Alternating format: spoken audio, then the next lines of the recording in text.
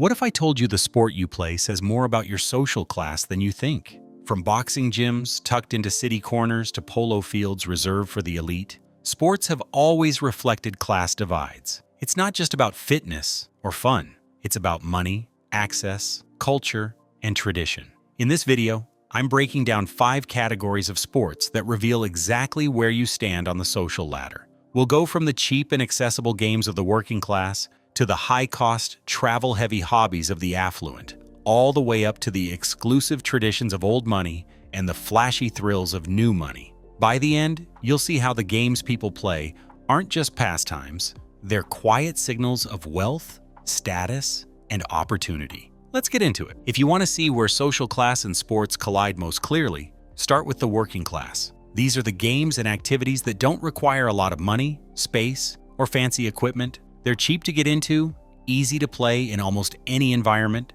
and often carry a higher level of physical risk. That combination, low cost and high intensity, makes them especially appealing for those who might not have other pathways to advancement. Take boxing, for example. All you really need to get started is a pair of gloves, some wraps, and a gym that lets you hit the bag. Boxing gyms have historically been working-class institutions, often tucked into urban neighborhoods where young people could train after school. For many, it's not just about fitness. It's a possible ticket out. A successful boxing career can mean financial mobility that would otherwise be hard to achieve. But the trade-off is danger. Repeated blows to the head, concussions, and long-term brain damage. Middle and upper-class parents tend to steer their kids away from sports like this, while working-class families may view it as worth the risk. The same goes for mixed martial arts. MMA gyms are everywhere now, and like boxing, the cost to start is relatively low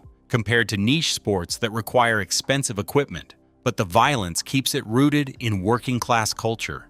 Wealthier families are far less likely to push their kids into combat sports when safer, more prestigious paths exist. Basketball is another classic working-class sport. All you need is a ball and a hoop. Sometimes just a hoop nailed to the side of a building or standing in a public park. It's playable in tight urban spaces, and it's easy to gather a game with just a few people.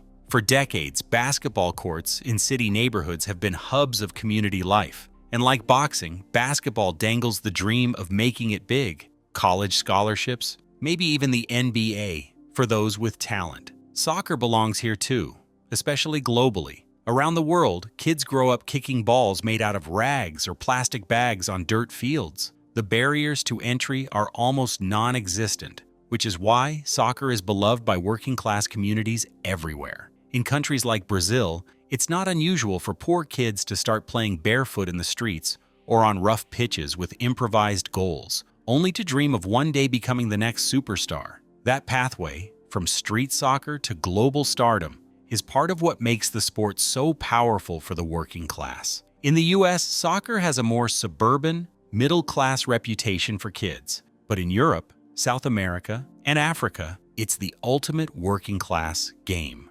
offering a slim but very real chance at upward mobility. And then there's American football. In many regions, particularly the South and Midwest, football is deeply ingrained in working-class culture. The sport is dangerous, with concussions and injuries making headlines every year, but it's also a way out for talented athletes. While some wealthier parents are pulling their kids from football over safety concerns, in blue-collar areas, it remains king. What ties these sports together is simple. They're cheap to start, easy to access, and they offer a shot, however slim, at upward mobility. They also carry risks that wealthier families often avoid. That's why they remain most closely tied to working-class culture. When you move up into the middle class, sports start to look a little different. They're less about raw accessibility and more about structured opportunities. Team sports organized through schools, leagues, and suburban facilities. The costs are higher than just buying a ball and finding a park, but they're still manageable for most families. The real marker here is the presence of time, organization, and community infrastructure. Swimming is a prime example. Across much of the West, knowing how to swim is a class signal. Middle-class families enroll their kids in lessons early, and swim teams become a structured way to compete. Access to public pools or community recreation centers makes the sport possible, and it doesn't require elite wealth, just a neighborhood with those amenities. For many, swimming isn't just recreation, it's seen as a basic life skill. But among working-class families, especially in areas without nearby pools, swimming is much less common. Baseball is another classic middle-class sport. Unlike basketball or soccer, it requires more specialized equipment, gloves, bats, cleats, and balls, and a proper field. That raises the entry cost, which can price out poorer families. On top of that, baseball leagues often demand travel and extra fees, which puts it squarely in the realm of families with at least some disposable income.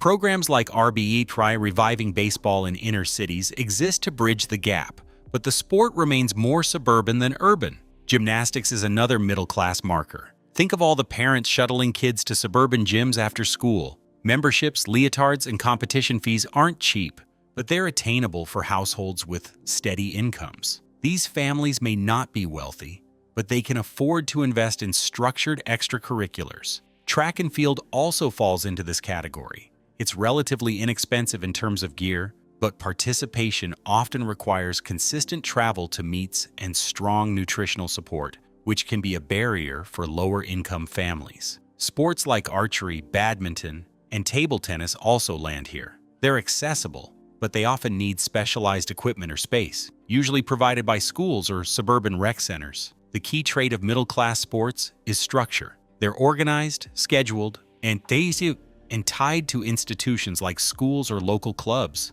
They require parents who can afford not just the fees, but also the time to drive kids to practices and competitions. That blend of affordability and structure makes them perfect for suburban life, where middle-class families live. So while working-class sports are defined by accessibility and risk, middle-class sports are defined by organization, modest investment, and the suburban infrastructure that supports them. Once you move into the upper middle class, sports take on a different shape. They're no longer about cheap access or local suburban fields. Instead, these activities require the serious financial investment, plenty of free time, and often significant travel. Families in this bracket can afford to prioritize enrichment, and sports become less about survival or structure and more about cultivating status, fitness, and opportunity. Take skiing and snowboarding as examples. Lift tickets, equipment, and travel costs add up quickly. In the US, the price of a weekend ski trip can rival a family's monthly rent. That puts the sport out of reach for most households, but for upper middle-class families, it becomes a winter tradition. In Europe, where slopes are more accessible, skiing is more middle-class. But in America, it's firmly in the realm of those with disposable income. Cycling is another favorite at this level. While anyone can ride a bike, competitive cycling is different. High-performance road bikes or mountain bikes cost thousands of dollars, and serious riders often own multiple bikes for different terrains. Add in specialized gear, travel to races, and coaching, and the costs climb higher. Cycling has even replaced golf in some circles because it's a more active lifestyle marker for affluent professionals. Water polo and advanced swimming also fall here. Pools are expensive to build and maintain, which makes these sports limited to certain schools or communities. Parents have to invest in memberships, coaching, and countless hours of practice. These sports also carry prestige, often tied to schools that funnel athletes into elite colleges. Golf fits into this category too. While municipal courses have made it more accessible, the full experience, club memberships, equipment, green fees, and private lessons remains expensive. Plus, the time commitment of playing 18 holes makes it impractical for families with tighter schedules. The key marker of upper middle-class sports is commitment. They require both money and time, two resources that working-class and even many middle-class families can't easily spare. They also emphasize long-term skill development and are often tied to networks of influence. Participating in these sports isn't just about playing a game, it's about reinforcing social position. At the very top sit the sports of old money, the activities that signal generational wealth, private clubs, and centuries of tradition. These aren't just games, they're markers of heritage and exclusivity, often tied to institutions that keep outsiders away. Horse-related sports top the list. Polo, equestrian riding, and horse racing are some of the most expensive pastimes in existence. Maintaining even a single horse costs thousands per year, and polo requires multiple horses per match. That's why polo is known as the sport of kings. These sports aren't just about skill, they're about having the land, money, and time to sustain them. Sailing and yachting are also classic old money activities. Owning a sailboat or belonging to a yacht club isn't about leisure alone. It's about access to exclusive communities. Sailing has been a prestige marker for centuries, requiring not just equipment, but also proximity to expensive coastal real estate. Squash belongs here too. While racquetball became a suburban pastime, squash remained tied to elite clubs and universities. It's harder, less forgiving, and historically reserved for members of private institutions. The exclusivity isn't about cost alone. It's about tradition and gatekeeping. Rowing is another old money marker. It has deep ties to elite colleges like those in the Ivy League and carries an aura of prestige that extends well beyond the sport itself. While some rowing clubs are accessible to middle-class athletes, its branding and history keep it associated with the upper crust. The common theme in old money sports is that they combine heritage, exclusivity, and expense. Unlike upper middle-class sports, which are about active lifestyles and structured enrichment, old money sports are about maintaining a world apart. They're less about health or even competition, and more about signaling tradition, land ownership, and belonging to a lineage that can afford these activities for generations. New money sports are very different from the old money pastimes built on tradition and exclusivity. Instead of centuries of heritage and private clubs, these sports are about flash, thrill, and high price tags. They're the activities you rarely see in classic country clubs, but often find splashed across social media feeds.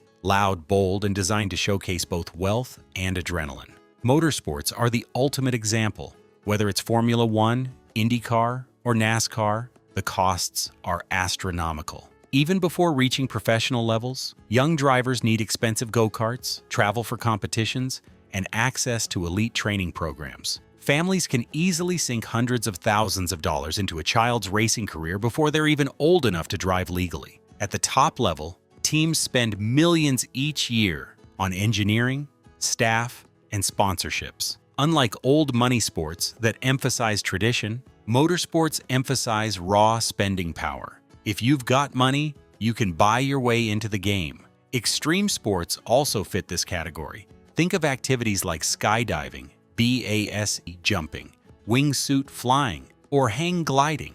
These aren't passed down through generations of aristocrats. They're recent inventions, fueled by a culture of risk-taking and novelty. The costs come not only from specialized gear, but also from the travel required to reach the right locations. Climbing Mount Everest, for example, costs tens of thousands of dollars once you account for permits, guides, and equipment. That's not about tradition.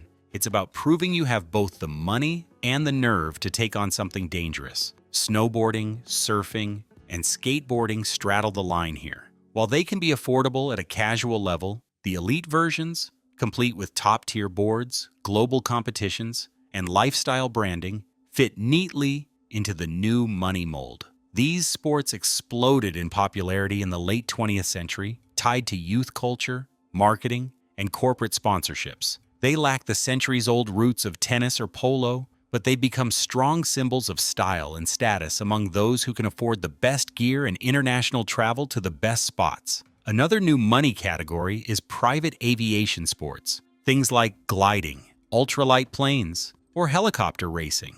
These activities are prohibitively expensive for the average person, but don't have the same cultural weight as, say, sailing or equestrian sports. Instead, they project modern affluence and a taste for the extraordinary. What makes new money sports stand out isn't just the cost, it's the attitude. They're about visibility, excitement, and pushing boundaries. They don't rely on country club memberships or Ivy League traditions. They rely on the ability to spend big and show it off. Unlike old money sports, which quietly signal belonging, new money sports are loud markers of success, often tied to first-generation wealth. In short, new money sports are the expensive, flashy, and extreme pursuits of people who want to make a statement. They don't carry the patrician refinement of polo or squash, but they broadcast wealth and daring in a way that's impossible to ignore. They're the ultimate look at me activities, perfect for an era where wealth and status are as much about visibility as tradition. So whether it's boxing in a neighborhood gym,